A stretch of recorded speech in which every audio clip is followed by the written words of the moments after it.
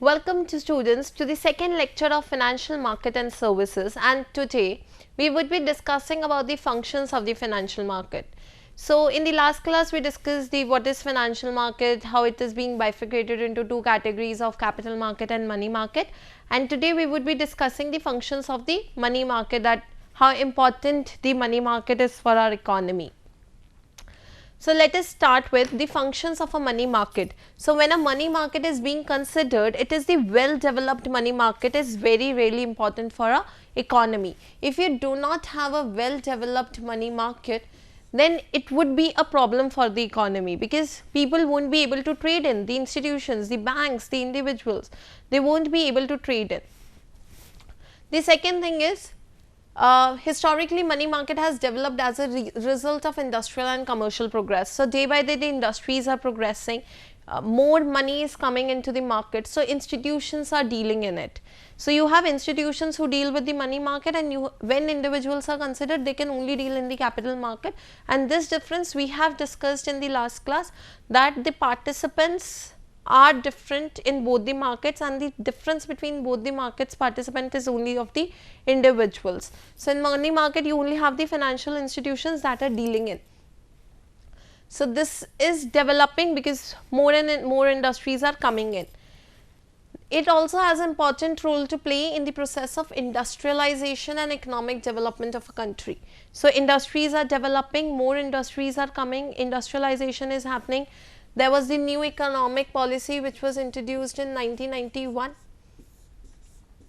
So everything is happening. So because of which we need a well developed money market, we need a proper regulation of it. And who regulates the money market? The regulatory of money market is RBI, and for the capital market it is SEBI. Now if I talk about the functions of a money market, there are numerous functions of the money market, but these are the 7 most important functions of money market.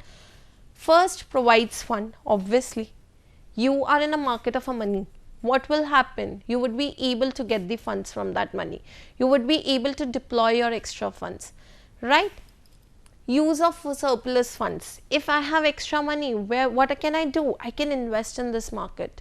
I can give it to somebody. I can help an institution in developing. No need to borrow funds from the bank. Every time you don't have to go to bank in order to borrow the funds.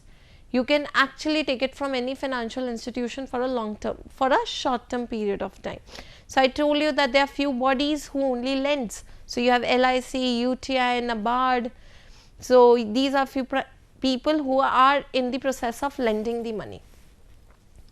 Helps in monetary policy, which is the important policy. So you have two policies that there are in the economy. First is the fiscal policy and second is the monetary policy. So it helps in the formulation of the monetary policy. Financial mobility. Mobility, movement. The finance can easily be moved from one place to another. You don't have to go, your money will go to other institute. Equilibrium between demand and supply of funds. If the demands are higher and people are saving more, the supply will increase. If demands are lower, if you want to go to the equilibrium price, what is this equilibrium price? We would be discussing all the things.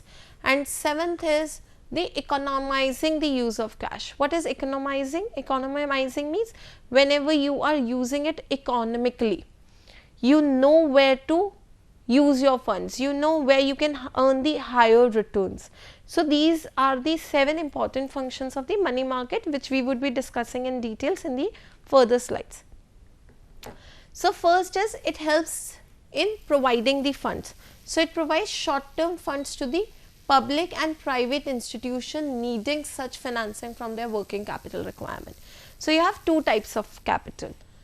You have a fixed capital and you have working capital. Fixed capital means anything which you need in an asset form, which you need for a long term. Working capital is something which you need for day to day operations. So when I need money for day to day operations, obviously I will go with the short term funds, something for which I don't have to pay a longer rate of return. So which market I will go into? I will go into a money market. So this market helps me in getting the funds. Second, It is done by discounting trade bills through commercial banks, discount houses, brokers and acceptance houses. So you have different types of trade bills. What are the trade bills? Trade bills is a part of your bills of exchange. I told you what is bills of exchange. You have a drawer. Drawer means anybody who is selling the goods, and a drawee who is signing that I will make the payment.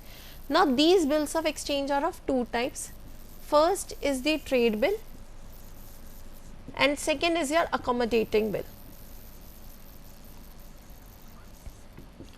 Now what are the trade bills? Trade bills are the bills which are being exchanged when you are doing the trade. Trade means selling and purchasing of things. So in case of trade bills, what will happen? You can discount those. Discount those means whenever you are in need of money, you can go to the bank and show that bill and you can ask, give me this money. And so suppose if the bill is of 100 rupees, you can go to the bank and say that the maturity is of 15th of November, but I need money earlier. So what will happen? You can take the money before 15th of November, but at a lower price. So if you are getting 95 rupees against 100 rupees, it means you have discounted the bill.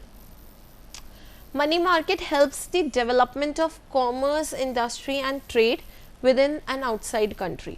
So the country where you are in, it helps in the trade development, it helps in the exchanges. So this helps in the development of the economy. Moving forward, use of surplus funds. I told you that if there is this institution A and there is this institution B. Now what is happening? If institution A is having extra or surplus funds, what this institution will do? It will lend it to somebody else. And what A will get? A will get this plus interest on your surplus funds. So it provides opportunity to banks and other institutions to use their surplus, means extra money, and they can get profit out of it. And how can they get the profit out of it? By earning the return, by earning the interest on that money. These institutions not only include commercial banks and other financial institutions, but also non-financial bank corporations, which are NFBC. So you have NFBC or NBFCs. So these are non-financial banking corporations and these are non-banking financial corporations. So both are same. Any government who wants to sell in. So the content is same, that you are going and you have extra funds, you don't need to be a bank, you could be any NBFC. What is NBFC? NBFC is any authority, any institution which is not a banking institution but deals with the purpose of lending and borrowing the money. Next is the short-term interest rates of the money market influence the long-term interest rate of the capital market. Now, if on a micro level the interest rate is more, then at a macro level the interest rate will be more. So whatever will be the interest rate in the money market, that will actually influence the interest rate in the capital market. If suppose I am employing my funds in a mutual fund which is less than 1 year and I am getting 8% rate of return, and on the contrary there is one mutual fund where the tenure is always more than 3 years. If the rate of return is 8%, I will never apply in this mutual fund. So it has to be 8.2%, anything higher than this. So this money market helps in influencing the interest rate for the capital market. Now, no need to borrow funds from the banks. There are different organizations who are lending money. So why every time you would go to the bank in order to buy the funds? So you can go to any LIC, you can go to NABARD, you can borrow it from the mutual funds, you have UTI who are lending the money. So the existence of a developed money market removes the necessity of borrowing by the commercial banks from the central banks. Now, every time the commercial bank does not have to go to RBI and say, I am in need of money, please give me the money. No, they have different options from where they can borrow. They have LIC, UTI, NABARD, all these institutions who are ready to give them the money. So why every time they would go to a parent, they would go to their father or a mother in order to ask the money when the friends are there? to help them for a day, for 15 days, for 28 days, obviously you would go to your friends in order to ask for the money. If the former means the commercial banks finds their reserve short of cash. I told you they have to prepare two sort of reserves. First is cash reserve ratio and second is SLR. So, if there is certain sort of deficiency in these reserves, they can call in some of their loans from the money market. They can ask for the call money, they can ask for something for the interbank transactions. The commercial banks prefer to recall their loans rather than borrow from the central banks at a higher rate of return. So, what commercial banks do? They actually they actually want money from somebody else rather than from a central bank in order to avoid the rate, because central bank will ask them to pay the rate of interest. So, they would rather go for an institute where they can get the amount at a lower rate of interest. So, next is helps in monetary policy. So, I told you that it helps in monetary policy because the money market is actually very important. So, let us try to understand with the help of a diagram. So, over here you have interest rate and over here you have quantity of money. This is the demand curve. So, if there is more interest, what will happen? The demand for the money will be less. If there is less interest, the demand for the money will increase. This quantity is not dependent on, this interest rate is not dependent on your supply of money. So, these are two different things. So, you have one thing which is called as the supply of the money, and this is inelastic because it is not dependent on your money. Now, there could be a situation then when there is a lot of money in the market. When there is a lot of money in the market, what will happen? This would be the equilibrium price. So, earlier what was the equilibrium price? This was the interest rate, which is I1. Now, the supply of money has increased. So, this has reached to I2. So, supply has increased, the interest rate has fallen. Now, there could be another situation when the supply of money decreases. When supply of money decreases in the market, what is happening? It is I3, your interest rate has increased. Now, what government does? The government, the RBI, in order to control the monetary policy, they actually control the supply of money. So, there are three options with the help of which the government controls the supply of money. What are these three options? So, first is the reserve ratios, the second is your open market operations, and your third is discount rate. So, these are the three operations with the help of which the RBI controls the monetary policy, RBI controls the interest rate. So, let us first try to understand the reserve ratios. I told you that reserve ratios are of two types, SLR and CRR. Let us take an example. The government has increased the CRR and the SLR rate. Earlier it was 10% and now it has been increased to 12%. Now, what the banks are supposed to do? They have to keep their extra money with the RBI. Now, if in case they have to keep more money with the RBI, what will happen? Eventually, the supply of the money will decrease. Now, we are on this line because the supply of money has decreased. Now, the supply of money has decreased means interest rate has increased. So, we can say when the reserve ratio increases, the interest rate increases. Now, if this rate comes down to 8%, now this rate is coming down to 8%, now what is happening? The supply of money has increased. So, we are on this line, and when we are on this line, what is happening? The interest rate is decreasing. So, we can say that if reserve ratio decreases, the interest rate decreases. This is the first thing that we have to take care of. Now, the second thing.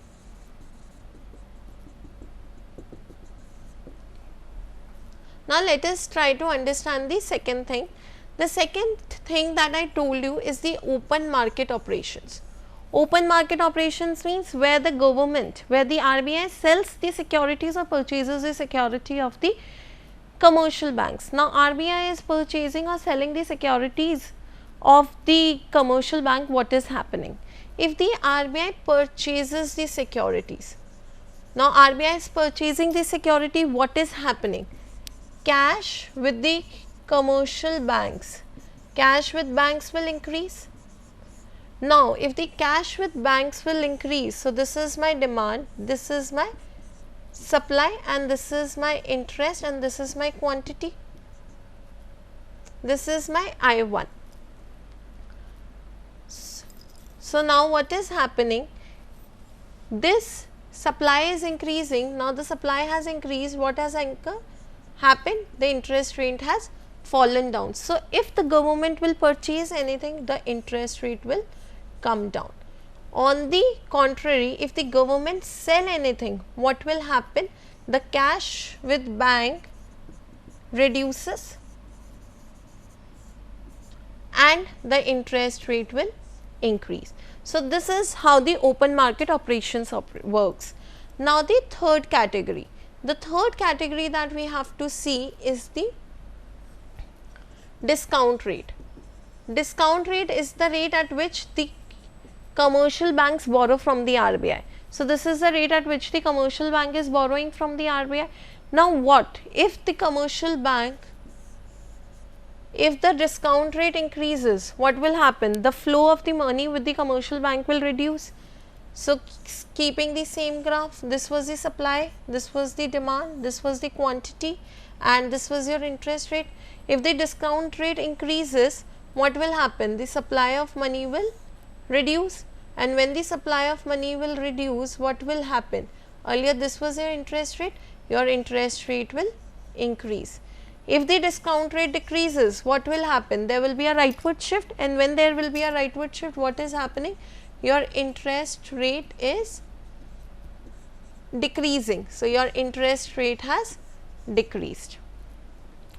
Now, moving forward, so it is through the money market that the central bank in this case is the RBI, is in a position to control the banking system. With these three methods, what are these three methods? Reserve ratios, your open market operations, and your discount rate. So, with the help of these three methods, what the government is doing? Government is actually influencing your commerce and industry. So, moving on to the first point, a well developed money market helps in the successful implementation of the monetary policies for the central bank. So, if your money market is working properly, the central bank would be able to manage these things properly. Moving on to the next point, helps in financial mobility. Mobility means the movement of funds. So, if you want to transfer the funds from one sector to another, it can be easily done in the money market. Simple. Second thing, mobility in the flow of funds is essential for the development of commerce and industry as an economy. So, for an economy, it is really very important to transfer the funds. If there is no mobility, if there is no movement of capital from one place to another, then there will be no credit creation, no money will be transferred, people won't be able to get the excess surplus, which if anybody is in case of deficiency. Due to this, it promotes liquidity and safety to financial assets. So, there is more liquidity in the economy because people can get the money whenever they are in need of it.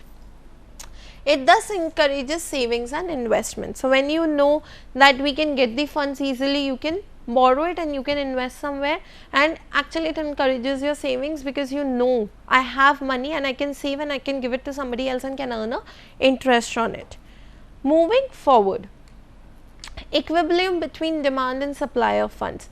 So, there will be an equilibrium between demand and supply of funds. So, whatever would be the supply of money and whatever would be the demand of money, you can create the equilibrium. If there is any discrepancy, what you have to do? You have to change the interest rate. So, with the same graph, you have over here quantity and over here you have interest. This is your demand for money and this is for supply of money, and this is your interest rate. Now, what is happening? If suppose there is no equilibrium and the demand for money is more, which is D1, what will happen? You would eventually decrease the interest rate. So, in this case the interest rate should be this. If you will decrease the interest rate, you could reach to the equilibrium point. So, you can actually control the equilibrium between the demand and supply of funds with the help of the monetary market. So the money market brings the equilibrium between the demand and supply of loanable funds, whatever the funds are available in the market. Second, it does by allocating saving into investment channels. So whatever savings you have, you could easily invest those things because you have different sources where you can invest your funds. In this way, it also helps in rational allocation of resources. You could easily allocate the extra resources that you have. Now, the last point is the use of cash. You can economically use the cash. Economically use the cash means whatever money you have. So, whenever we talk about the money, you deal with the near money assets. You don't have the actual money, but you have something which can be converted into cash very easily. So, this is actually helps you to invest your cash properly. You can buy gold, you can buy stocks, you can buy mutual funds, you can buy some LIC policy which is of less than a year. What are you doing? You are actually using the good, you are actually putting the good use of your money whatever you have. So, it does provides a convenient and safe way of transferring funds from one place to another. You don't have cash, so you have electronic transactions that are taking place easily. So, you could easily transfer the funds that you have from one place to another. Suppose I am sitting in Delhi and I want to transfer the funds to somebody who is in Lucknow. I can easily do that, thereby immensely helping commerce and industry. So, commerce and industry could be benefited with the help of these. So, what have we studied in today's class? We have studied the importance of money market, wherein we have studied that the money market is really very important for an economy and we need to have a well developed money market. So, we cannot ignore the money market even if we have a proper regulation for the capital market. We studied that the money market actually helps us in allocating the resources properly, the surplus funds that we have, and how can we use those surplus funds by providing the funds to the people, to the organizations who are in need of those funds. Second, it helps in the monetary policies. So, government can actually make the laws, government can actually see that what all monetary policies can be framed with the help of this. So, government controls the monetary policies with the help of three things. First is RR, which is reserve ratio, and second is your open market operations, and third is the discount rate. So, if the government feels that they have to increase the rate, what would they do? They would increase the supply of the money. If the government feels that they have to decrease the rate, what they would do? They would decrease the supply of money. This we have understood with the help of this diagram. If this is my demand, if this is my supply, if I increase the supply, what will happen? My interest rate will fall. If I will decrease the supply, my interest rate will increase. So, if the government can plan accordingly. Then we studied that it is really very important for us to know the liquidity. It helps in increasing our liquidity and it helps in the mobility also. So, you can easily use your funds and it could be easily mobilized. Mobilized means it can be easily moved from one place to another without any disruption. Next thing that we studied was the equilibrium of demand and supply of funds. So, we studied that this money market helps us in bringing the equilibrium between the demand and supply of money that we have. So, there is no problem. You could easily see that how much money is available in the market and how much people are in need of money, and accordingly you could bring the equilibrium. And the last point that we have studied was the use of cash. So, in the economizing the use of cash, we have studied that it is money market helps us in using the cash that we have in a proper manner. So, we can economically, we can use it properly. We can actually understand that where we have to invest this money. Do we have to invest this money in our funds? Do we have to invest this money in our mutual funds? Do we have to lend this money? Do we have to save this money? So, it helps us in understanding these things. So, there is a well said quote that every coin has two sides. One is the head and the other one is tail. So everything has advantages and the disadvantages. Advantages, we have already discussed that what is the advantage of investing in the money market, but there are few disadvantages that are also prevailing in the money market.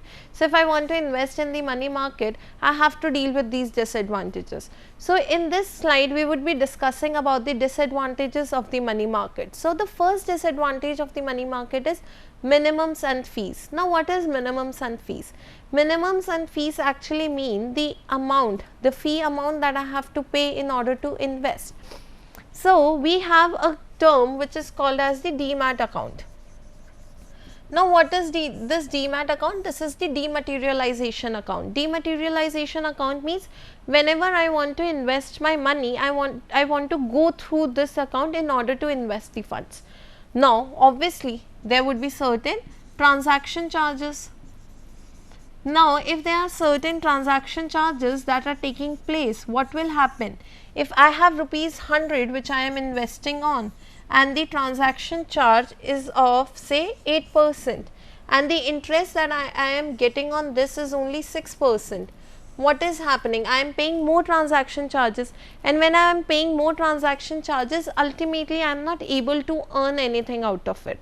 Similarly, if you want to invest something, so there are few funds wherein you have to invest, there is a barrier of minimums, that you can only invest 1000 rupees, you need to invest 2000 rupees, you need to invest 5000 rupees. So there are few funds wherein I cannot invest because there is a barrier of minimums, and when there is a barrier of minimums and fees, it actually restricts an institution in order to invest because they cannot do anything.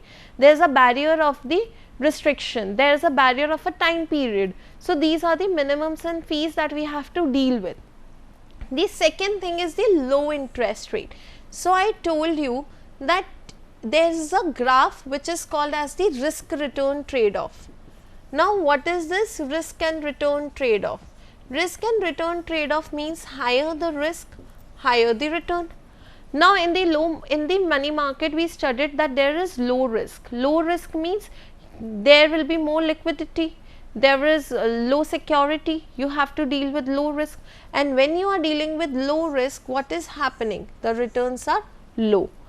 If I want to earn higher returns, then I have to go to the capital market. Now I have to step into the capital market in order to earn the higher returns. So if I want low risk and the higher return, there is no market for it. So that is the second disadvantage of the money market. So I am getting very low interest rate. If I want to go with the higher returns, then I have to bear the higher risk. The third is the inflation risk. What is the inflation risk? Day by day the inflation is increasing. We generally heard of news headlines that there is a lot of inflation in the market, the goods have got expensive, we cannot buy anything. So inflation is when your purchasing power reduces. Purchasing power reduces means today I have 100 rupees and I can buy 2 pen or 50 rupees of some company. Maybe tomorrow if I have these 100 rupees, I am not able to buy 2 pen, I can only buy 1 pen because the price of that pen has increased to 70 rupees. Now what is happening? I have reduced my quantity, however my income is constant. When this situation prevails, that is called as the inflationary situation. And when there is the inflationary situation in the market, what is happening? It is happening that you are not able to bear the risk. When you are not able to bear the risk, you have to consider this because you are only getting a lower return. You are getting the lower return and you are not able to buy 2 pence because of this lower return. So there is a inflation risk. So these are the few disadvantages of the money market despite the advantages that we have. So this was all that we have studied in today's class of importance of money market. Now in the next class we would be focusing upon the constituents, the major constituents of the money market, which are the treasury bills, the commercial papers, certificate of deposits, and what are the developments that are taking place in the money market, to have a grasp of everything, that if I want to buy a commercial paper, how we can deal within it, whether am I eligible to buy the commercial paper or not, who are the participants in it, the treasury bills are of how many types, and then what are the recent developments that the government is doing in order to develop the money market. So, this was all about today's class. Thank you.